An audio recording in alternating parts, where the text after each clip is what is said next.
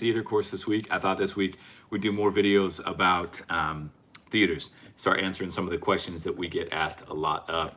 So one of the big questions we always get asked by clients is, what's the perfect theater room?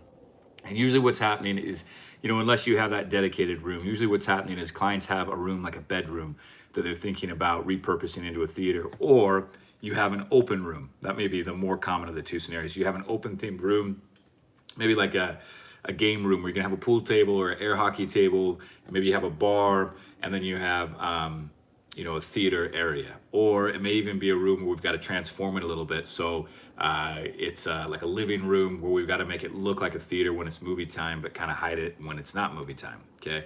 So we get this question a lot, what's the perfect room? And if you go out and you do research and you Google and you YouTube, you're gonna hear a lot about the perfect room and THX standards and HAA standards. And there's a lot of truth to those, but the challenge is, it's funny, when you go through those certifications, you go to THX, you go to HAA, one of the things they talk about is that we learn about the perfect room so that we understand best practices. But they openly admit in those same certifications that you're rarely going to have the perfect room. So don't worry about it. Just do the best you can with the information you have. So it's amazing how often clients come to us and we're going through the design process and they're like, hey, I would love to do a theater, but I don't have the perfect space in my home. And it's like, well, what's the perfect space? The perfect space is any room where you want to have a media room or theater. That's the perfect space. And it really doesn't matter its shape. It doesn't matter its size. You can make it work. Now, there's some acousticians out there that are going to kill me and say that's not true. And sure, if we want to talk about the best perfect room for optimum acoustics and optimum visuals, there's a perfect shape, space, whatever, okay? But in terms of reality, getting back to your theater that you're gonna build for you and your family, the perfect space is the one that you want to use as a theater. And it's going to present challenges like all rooms do, but we can make it work. If you go through like our Instagram feed and you look at our different theaters, one of the things you'll notice is that overwhelmingly our theaters are non-traditional theater shapes, and rooms. Almost all of them are open theme theater rooms. I'm trying to think of the last time we did like a truly dedicated theater room. I'm honestly not sure the last time we did a dedicated theater room. There's almost always an opening to it. There's an island or a bar that people can sit up to. And that's actually what I love about the theater design work that we do. So you have to make some compromises. My brother Greg and business partner always talks about it. He says, what's up, Don? Savant and Control 4. No, that was the other one. You missed that one. Well, I'm sure you saw it, but that was on the other one. We'll do that here later. So he always talks about that, smart homes, home theater, it's about managing compromises. So we know that it's not going to be perfect. We know there's going to be trade-offs. If your room's an open room, there's definitely going to be trade-offs with audio, okay? The acoustics aren't going to be as strong. The visuals, especially if you have a lot of ambient light, you're probably going to have to deal with a screen that's not quite as bright or not quite as optimum. Now, there are things that we can do to address that. We can treat the windows with room darkening shades. We can get an ambient light rejecting screen. We can get a projector with more anti-lumens. And we can do a lot to manage and attack those challenges that the room's presenting, okay? And that's okay. I'm just gonna give you a couple of examples of 2 or 3 rooms that we did where they're not accurate, they're not your perfect room, and kind of talk through a couple of things that we did. And most of these won Theater of the Year. A number of them won Theater of the Year at CES. So the Consumer Technology Association's awards at CES. So none of them were dedicated theaters, right? So if you have a dedicated theater, it's awesome. I don't know how many of you know who Theo Kalamarakis is. People consider him the godfather of home cinema. He kind of was the pioneer that made home theaters a reality. We went and spent a day with him and met with him, went in his dedicated theater, learned a lot about theater design. And if you have a dedicated theater, it's amazing. And Theo's got like this whole thing about how when you walked into old theaters, there were all these foyers and spaces that transitioned you from reality, sort of like cleansed your mental palate from the space you just came from and prepared you for the room you're about to enter into. And that's why we have these incredible entrances and walkways and fourways. And that's really cool if you have the space to do it. But for most of us, we don't. We just have an open space. We want to make it a theater, and we should enjoy that space, okay? And not let anybody like tell you that you can't have a theater because it's not your perfect space. So one of my very favorite theaters that we ever did, it was one of our first ones that won an award. It's a baseball diamond theater, literally a baseball diamond shaped theater. So the guy's dad was a coal miner, or well, he worked in the coal industry, and they wanted it to look like a coal mine that was looking up in, hey, what's up, Jason? Wanted to look like a coal mine that was looking up into the ceiling, and that's why we did our very first fiber optic star ceiling. Is you wanted to look up, see the stars, feel like he was in a coal mine shaft. Okay, and so, but it opened up to their main basement game room area for their family. So there's this huge curved island across the back. It's probably like 15, 20 feet long. And then the theater comes to a really tiny point with a really small screen wall. And we went in there, and he was like, hey, this is going to be our theater. And we built our entire home around this space. And I remember going in there with my brother Greg, and I was like, oh my gosh, this isn't going to work. This is a disaster. There's all kinds of ambient light. It's the worst kind of ambient light. It's coming in right behind the projector. The sound's going to bleed right out the back end. Like from a THX, HAA perspective, like everything that could be wrong with this room is wrong. And this is going to be a disaster. And we started calling in manufacturer reps. And first manufacturer rep, Jason Felix, comes in. He's like, hey, look, you're going to be fine. Do an ambient light rejecting screen. Make sure it's 16 by 9 because on that tiny wall, it's going to maximize the screen format for both formats, 235 and 16 by 9. So if you go 235, you're actually going to have a smaller screen when it's 16 by 9. So 16 by 9 with this smaller screen is going to maximize both screens for you. And we're like, okay, perfect. So we got an ambient light rejecting screen. We did an edgeless screen so we could maximize the size of that screen. And then we got a Sony projector that at the time was one of the strongest Sony projectors on the market. Okay, and then he treated his windows, so we really knocked out that ambient light. The only other thing that we really couldn't do much for was the sound. Okay, there were some acoustic challenges, and short of bringing in like curtains and whatnot, just is what it is. Sound's going to bleed out the back end, and it's going to create some challenges. So we went with a company that has some really good software for doing the audio room correction, and that helped us a ton. Oh, sorry. I got a question here. It's not letting me see it. Sorry, man. I can't see your question. I kind of saw part of it. I'll hit the comments afterwards. But and when it all came together, it was amazing. People loved this theater, and they would walk in. It was a parade at home, and people came through this parade for 2 weeks. Something like 20,000 people came through, and they absolutely loved it. And we started getting phone calls right and left from people that wanted that theater or a similar theater. There was a big aha moment for us. If I brought in an acoustician from the industry, he would pick apart some of the nuances of the sound, and we know that. Okay, but that wasn't a reality in this home. We couldn't do some of the things we would normally do.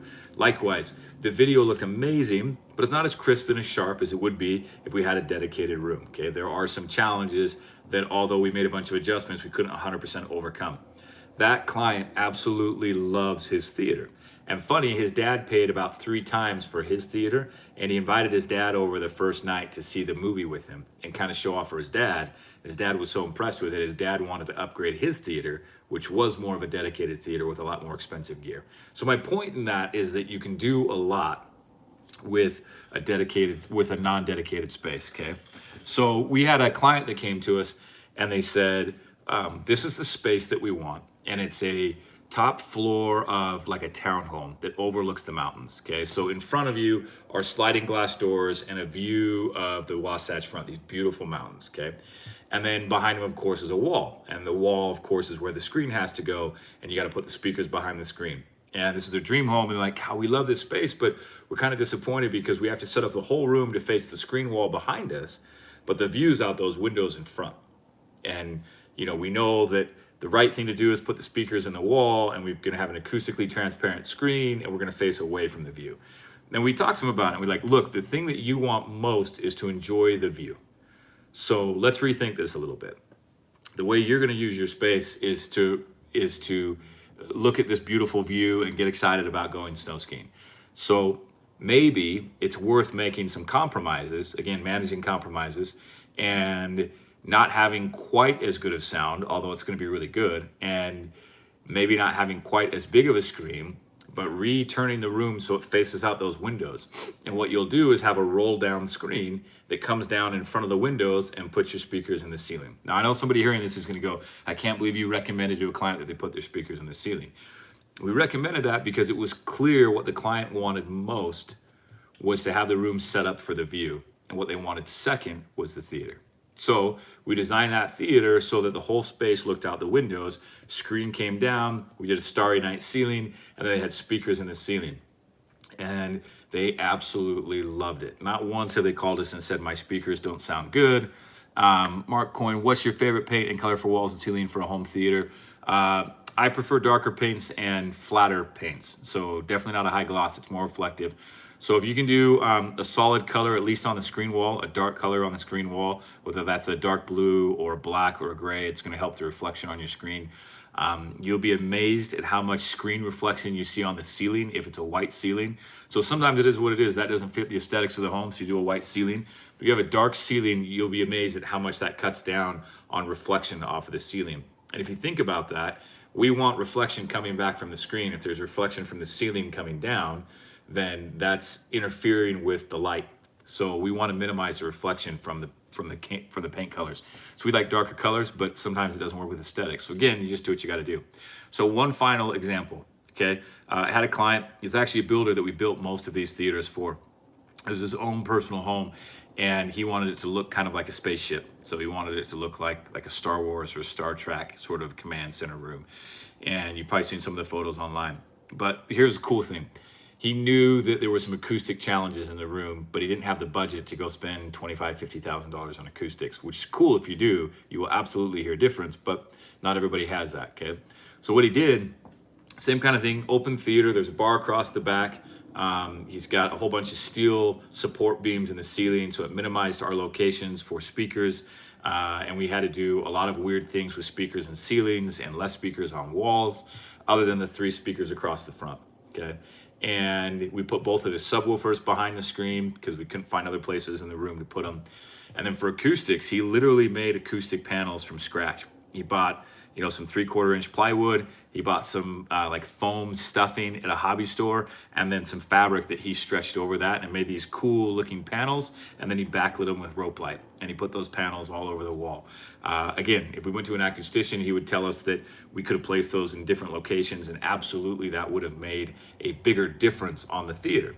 The theater would have sounded better, okay? But for this client, it was more than adequate. And what was really, really cool is the speaker manufacturer that we bought the speakers from, their rep came and sat down and listened to the theater the first day of the show. It was another parade home. And he came in and he sat down and he listened to the theater, and he's like, oh my gosh, this is incredible. I can't believe how good this sounds. And about 10 minutes later, he goes, you guys haven't even calibrated this yet. And we laughed and we're like, yeah, no, we haven't calibrated it yet. He's like, wow, I can't believe how good this sounds. And my point is, everything about the room acoustically was flawed. We couldn't put speakers in the right room. The back end of the room was completely open. And he used homemade acoustic panels. But the net effect of everything that we did in that room sounded so good that a guy who was a hi-fi audio salesman for years, had his own business selling hi-fi, and then got into the rep game in the manufacturing business, came in and was like, this sounds incredible, even without calibrating it. Now, if you are a hi-fi guy and you can hear all the nuances, you wouldn't like some of the theaters that we've done. So you would have to go with a different solution. Okay, if you're a video snob and you can really see, all the nuances and the rainbow effects and the screen door effects, and you can understand, how well your contrast is, or if your brights are blowing out, okay, then you're going to notice some of those things more, and you've just got to make adjustments based on you. But the perfect room really is the room that you want to use for a theater, and there's enough technology out there now that you can make a really, really cool media space. Yeah. Exactly. Most folks aren't audiophiles, and even the people who think they're audiophiles, most of them aren't. It was amazing to go to HAA certification and sit in a room with a lot of people who fancy themselves as audiophiles. And the guy that was instructing it, Jerry LeMay, really was an audiophile. And he would ask questions, and people in the room would make answers, and you're kind of like, I'm pretty sure you didn't hear what you think you just heard. And then pretty soon thereafter, Jerry would kind of confirm, like, yeah, no, that's not what you heard. This is what you heard. And we would go back and we would listen to it again and be like, oh, okay, yeah, now I know what I'm listening for. So my point is that most clients aren't audiophiles. You're not going to hear that detail. I'm not saying don't do acoustic treatments. I'm not saying don't buy the best speakers you can buy. That's not what I'm saying. I'm saying don't get so hung up on all those details that you don't do a space or don't do a theater at all. You can make almost any space in your house sound and look incredible if you want to. Almost all of our theaters have been unideal spaces. So I just saw a question that popped up about in-wall or in-ceiling speakers. So I absolutely believe that when possible, your front 3 speakers, it's best if they're in-wall, about ear level. That's going to give you the best sound experience, okay? Or eye level. If you're sitting in your chair and you're looking at the screen, the voices are coming out, eye, ear level, and then it's going to sync up and sound like you would expect it to sound. And then the same thing, the surrounds, if they can be 1.5 feet, 2 feet above ear level when you're seated in wall, that's going to give you the best possible experience. And then your Atmos overhead in the ceiling. So that's optimal, but we have countless systems where all 4 surrounds and all 4 Atmos are in the ceiling, which isn't ideal. It's not spec. It's not the way they would teach you to do it, but it was what the room allowed. And the client absolutely loves their Atmos experience. So again, in-wall is fantastic, but if in-wall is not an option, then go in-ceiling. If in-ceiling is not an option, then go in-wall and stack your speakers. Have extra speakers. I mean, you can have some fun with it, and it's going to sound cool. Okay, so don't get too hung up on being perfect or black and white. Do the best you can. So those of you that are watching, I appreciate it. I'll do more of these this week. Just a quick reminder, Friday, Saturday, we release our new theater course, or we open the cart for it. Okay, the theater course won't launch for about 2 weeks, but the cart opens this weekend, and it'll be a limited run for kind of our beta group that goes through the first batch with us and kind of gives us feedback. So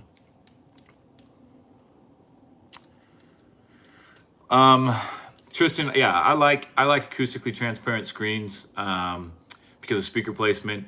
It's what you see if you go to the cinema. They're acoustically transparent or perforated, and the speakers are able to go behind the screen, so that gives you an indicator of how effective acoustically transparent screens can be. You read stuff online about the trade-offs, like, hey, if I go with an acoustically transparent screen, it's not going to be as bright. Most people will tell you that almost nobody can perceive that difference in brightness. You've actually got to have a measuring tool that can measure that brightness for you to really see the difference in brightness. So it's not something that your eye, especially an untrained eye, is going to notice. There's also some challenges with the acoustics. If it's depending on the way that the acoustic screen is made, you may have to do some EQing, but it still works and it still sounds great. So I like having the speakers at ear level and right in front of my face. So I like an acoustic transparent screen. That's what we use 9 times out of 10, unless the room doesn't allow for it. Or for example, those of you that are following us, the big theater that we're getting ready to do, he's doing floor standing speakers. So we wouldn't do acoustic transparent screens because he knows he wants floor standing speakers. It depends. It really does. We kind of default to Draper. That's probably our favorite in a given price point. I've done a lot with Elite screens and had good luck with Elite Prime Vision or Elite Screen, same company. We've done Severson. I can't remember. And then Snap AV screens we've used, but our go-to, the one that we use the most, is Draper. And of course, Screen Innovations and Stewart are both great solutions if you've got the budget and the appetite.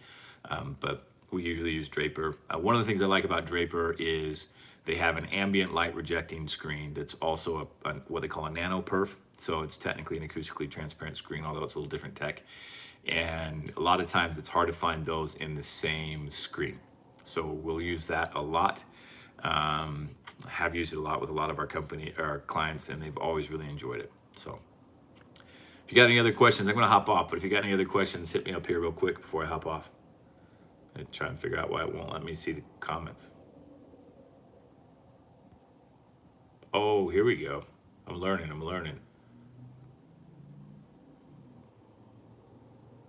All right, Jason, I don't know if you're still on here, Jason, but you asked, any tips for a person who only has a 15 by 25 foot room for a theater? I don't know that there's such a thing as too much sound. I think you can definitely have too many speakers, but your receivers out there are only going to allow you to go to 11.1 or I think it's a 15.1. So, I mean, it is what it is. I think assume 25 is the length that the projector is throwing. It makes sense to have 6 speakers overhead. It's just a lot of room for those Atmos speakers to cover, and you want to feel like the object of sound is moving through the room. So having 6 speakers will let it feel like the object of sound is moving through the room more. In terms of what's on the wall, I don't think there's any need to do like a 9.1. I think you can go 7.1 around, plus your 4 to 6 speakers overhead, and you're going to be fine. Worst case scenario, if you get too many speakers in there, you can always back a few of them off. So I would at least wire for as many as you think you want, and then if you end up needing less, that's okay. 15 to 25 is actually not a bad screen. You're not going to have a lot of width for seating. You're probably going to get 3-4 seats tops, but you're not going to be able to go really wide. But it's still going to give you a good sized screen. So our showroom theater was 18 by 20, so 15 by 25 is not bad at all. Yeah, Stewart has come way down, and they've got some other cool products. So one of the products that we're looking at right now, I think it's their Vista screen that has the masking one direction. So it's not the director's choice with 2 sets of masking, but it's a really cool screen. It's not cheap, but in terms of Stewart, the prices come way down.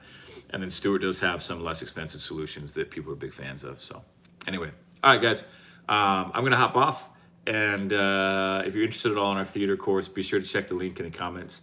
You can sign up for the early bird, get some extra goodies this weekend, and appreciate the support and the questions. Hit us up when you see us tomorrow, or leave some comments, some questions in the comments, and we'll try and cover those in one of the next videos this week. All right, we'll see you guys.